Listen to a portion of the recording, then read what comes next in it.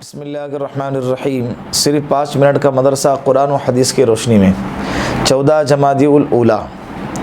Number 1، اسلامی تاریخ۔ غزوہ احد۔ غزوہ بدر کی شکست سے قریش مکہ کے حوصلے تو پست ہو گئے تھے، مگر ان میں غم و غصے کی آگ بھڑک رہی تھی۔ اس آگ نے ان کو ایک دن بھی چین سے بیٹھنے نہ دیا۔ 1 سال تو انہوں نے کسی طرح گزارا، لیکن 3 ہجری میں ابو سفیان نے مکمل تیاری کے ساتھ 3000 کا لشکر لے کر مدینے کے باہر احد پہاڑ کے پاس پڑاؤ ڈالا۔ اس کے ساتھ 3000 اونٹ، 200 گھوڑے اور 700 آدمی زرہ پہنے ہوئے تھے۔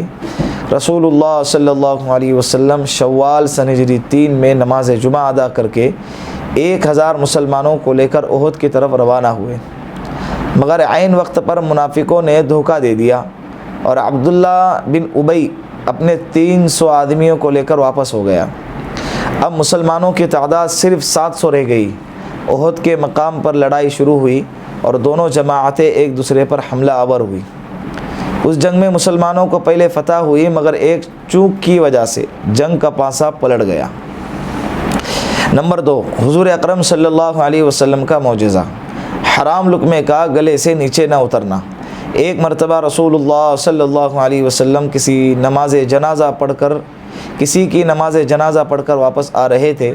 راستے میں ایک آدمی ایک عورت کی طرف سے کھانے کی دعوت دینے آیا، تو رسول اللہ صلی اللہ علیہ وسلم نے دعوت قبول فرما لی، اور رسول اللہ صلی اللہ علیہ وسلم اپنے صحابہ کے ساتھ اس عورت کے گھر تشریف لے گئے۔ جب کھانا سامنے رکھا گیا تو سب سے پہلے حضور اکرم صلی اللہ علیہ وسلم نے لقمہ اٹھایا اور پھر صحابہ نے کھانا شروع کر دیا، لیکن وہ لقمہ حضور اکرم صلی اللہ علیہ وسلم کے گلے سے نیچے نہیں اتر رہا تھا۔ تو آپ صلی اللہ علیہ وسلم نے فرمایا، مجھے لگتا ہے کہ یہ بکری مالک کی اجازت کے بغیر ذبح کی گئی ہے۔ چنانچہ خود اس عورت نے بتلایا، یا رسول اللہ، میں نے ایک آدمی کو مقام وقیع بھیجا تھا جہاں منڈی لگتی تھی، لیکن بکری نہیں ملی، تو میں نے اپنے پڑوسی آدمی کے پاس بھیجا، مگر وہ آدمی گھر پر نہ تھا، تو پھر میں نے اس کی عورت کے پاس بھیجا، تو اس نے وہ بکری اپنے شوہر کی اجازت کے بغیر دے دی۔ حضور اکرم صلی اللہ علیہ وسلم نے ارشاد فرمایا، یہ کھانا قیدیوں کو کھلا دو۔ ابو داؤد شریف۔ نمبر 3، ایک فرضہ کے بارے میں قضا نمازوں کی ادائیگی۔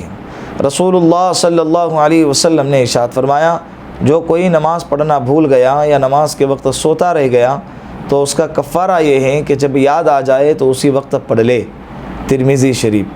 نوٹ: اگر کسی شخص کی نماز کسی عذر کی وجہ سے چھوٹ جائے یا سونے کی حالت میں نماز کا وقت گزر جائے تو بعد میں اس کو پڑھنا فرض ہے۔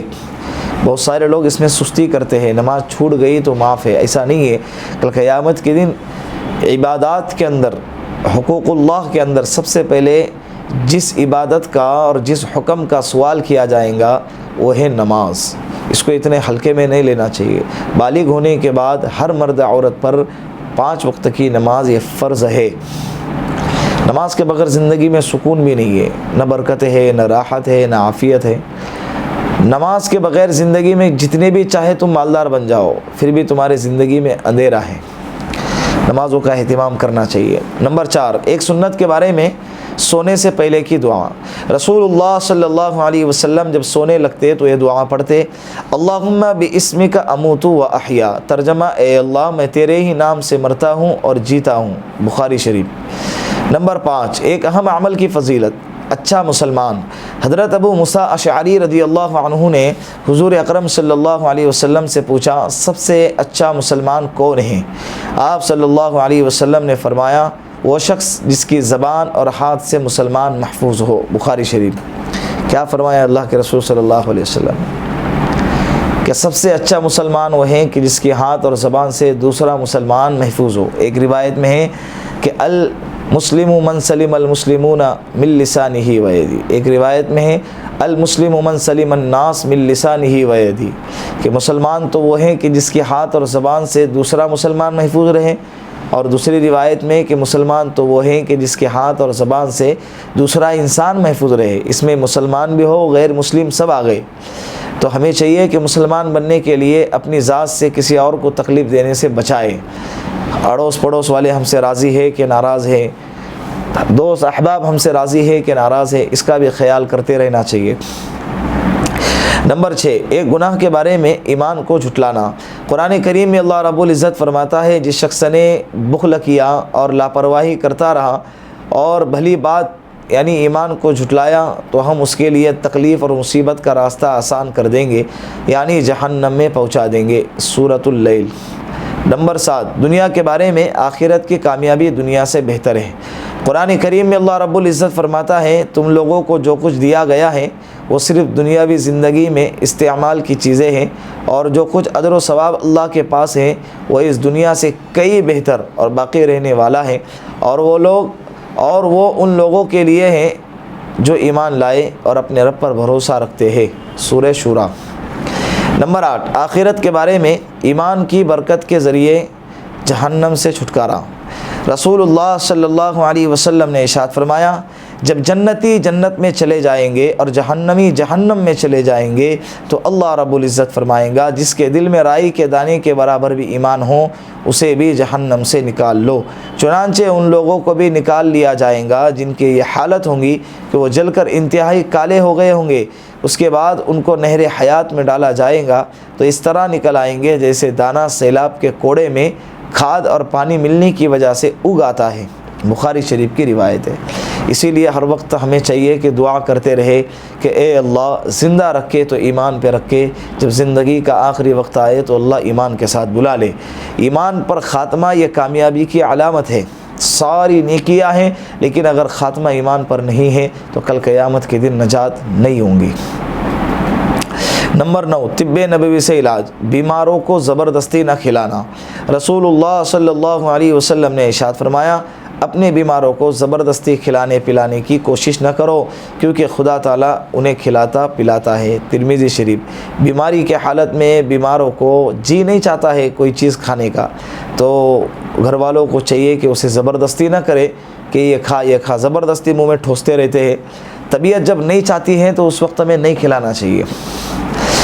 نمبر 10، نبی علیہ الصلاۃ والسلام کی نصیحت۔ رسول اللہ صلی اللہ علیہ وسلم نے ارشاد فرمایا، تم میں سے جو شخص کسی برائی کو دیکھے تو اسے اپنے ہاتھ سے روکے، اگر اس کی طاقت نہ ہو تو اپنی زبان سے روکے، پھر اگر اس کی بھی طاقت نہ ہو تو دل سے اس کو برا جانے، اور یہ ایمان کا سب سے کمزور درجہ ہے۔ مسلم شریف کی روایت ہے۔